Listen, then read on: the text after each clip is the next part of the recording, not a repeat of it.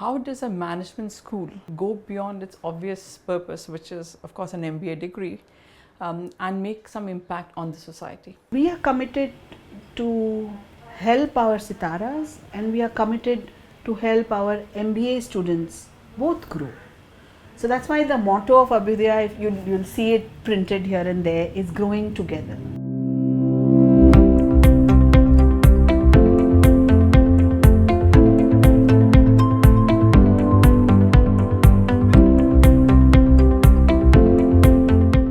Abhyudaya as a program is 14 years old, but I came here about 6 years ago. So I've been working with kids from slums for a long time now. I wanted a bigger platform and to have more impact in what I do. And so when the Abhyudaya offer came, I jumped at it. I got to know about Abhyudaya when I was looking for PGTM course at SPJIMR, and I thought that it's really interesting program, especially because PGTM demands you to know about the corporate world. At the same time, to know about the bottom of our pyramid, it's really essential. Abhyudaya is not just about working with the underprivileged. It's a program that has multiple stakeholders and it benefits multiple people. So the way I see it, it's like an ecosystem. So on the one hand, you have the students from the slums that we work with. We work with 70 schools in our neighborhood. Every year we select children from that neighborhood. We call them sitaras. Every sitara is mapped to an MBA student. So, and the MBA student then mentors the child, and that mentoring takes place for a year. So basically what you have is you have clearly two people who are a relationship that benefits both of them. I think the children develop holistically, and for the mentors it's really a chance to reflect, to think, and to get away from the madness of a regular MBA. DoCC, an idea which the late Dean Professor Manish Shrikant came up with. I think the idea behind it was, how does a management school go beyond its obvious purpose, which is, of course, an MBA degree, and make some impact on the society? And how do you create a learning process where you create impactful students? I think that was the idea behind it. Students who are going to be managers today or tomorrow, to be leaders in the future, must actually be ready to work and serve in less disadvantaged parts of society. So because you need a larger, should we say, a certain notion of trusteeship, where you think of society as large, because you've got to make a transition at a certain point from being just a manager to thinking of the larger ecology within which you're embedded. So that was the first time that DoCC started. When I was applying to SPJIMR, I had gone to their website and it mentioned DoCC as a rural internship in detail. So that really intrigued me because, unlike other B schools which are just focusing on creating great business professionals, I felt that SPJIMR is actually going beyond that, and it's focusing on creating leaders who are not just good managers but are empathetic, emotionally intelligent, culturally intelligent, and socially sensitive. For my internship, I had to move to a small town called Chelikere in the Chitradurg district of Karnataka for a month.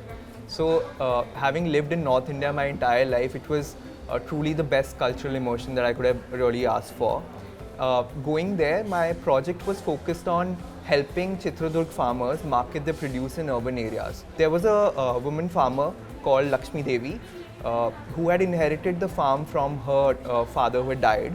And she, according to me, is a true feminist icon because she believed that agriculture or any other profession for that matter did not have anything to do with one's gender. And from where she came, all the women were only restricted to the housework that they were doing, and they were not allowed to go out and earn a livelihood for themselves. So she ensured that she would get her team of chili goddesses on a chili farm, and they were running the farm together. So that really inspired me. I was working with People's Science Institute with their office located in Shahnagar, Madhya Pradesh.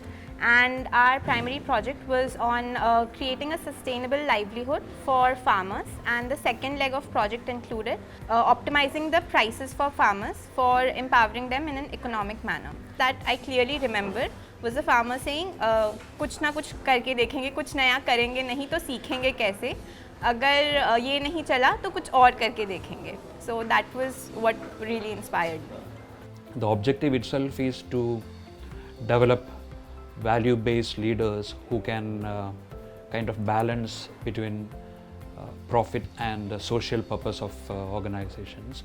So this is something which helps students to develop their skills and attitude beyond, the cutting-edge knowledge that they need to know about the discipline of management and the specific area or the domain of specialization they are in. I think we're the only management school that has a non-profit in-house. Right? It shows the commitment of the institute towards society. And these children, at any given point, we have about 500 sitaras, right? So we are committed to help our sitaras, and we are committed to help our MBA students both grow. So that's why the motto of Abhyudaya, if you'll see it printed here and there, is growing together. What I feel is getting a chance to be a part of a B school, that underlines some part of our privilege. That we were able to have that economic prosperity that we could be in a B school. The most important part is, first we understand that yes, and acknowledge that yes, we have had that kind of privilege, and secondly pass on that to people who probably are not that privileged. So since in B school we learn a lot of different things, I think this is also one of the most important learnings, that how to be a humble and a modest leader than just to be a corporate leader. I also believe that, while management schools talk of the language of effectiveness, productivity, growth, efficiency, I don't think it's necessarily antithetical to the notion of being empathetic or, having certain kind of social sensibilities. I don't think any management school today can afford to de-link themselves from the larger ecology. Managers are the ones who strive to create the optimum output in those constrained resources. So that skill was particularly put to test, and that is one thing that I learned during the entire internship. So the shift in me after being part of Abhyudaya I can just categorize under 3 headers. First of all is the empathy or the user empathy, which I feel will be very useful in the professional world as well. So first of all, I have to get into the shoes of the person I am speaking to and understand the situation, so that at no point of time she feels that her problems or her issues are not important to me. Second, I would say it's the communication. By clear communication, I mean I need to understand the subtle nuances in the facial communication as well, or those things which are not well communicated. So that can only happen when I do not enforce my thoughts on the person. And third, I would say is creativity, because we did this completely virtually and it was for the first time. So we had to be very, very creative. When I was mentoring her, there was a lot to learn for me from her. So that made a change in me, that everybody has something to offer and we should just keep our eyes open, and we can probably learn some bit from everyone. I think within DoCC, the few things we've already done is that we mapped it to the SDGs.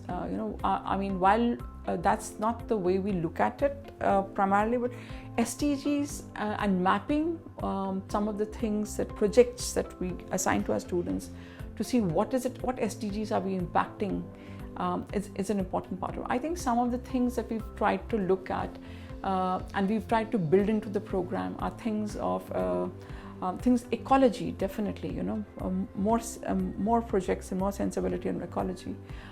Issues around aging, I think another 20-30 years, majority of this country is going to be old, something that we're not even thinking about.